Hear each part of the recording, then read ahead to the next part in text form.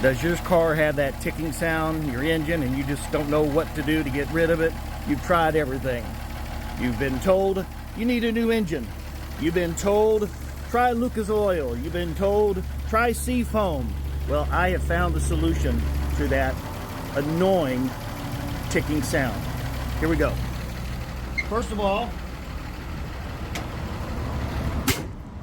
you close the lid. Then you get in the car.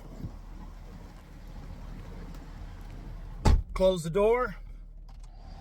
Turn on the air conditioning as high as you can. Turn on the radio really loud. Can you hear the ticking sound anymore?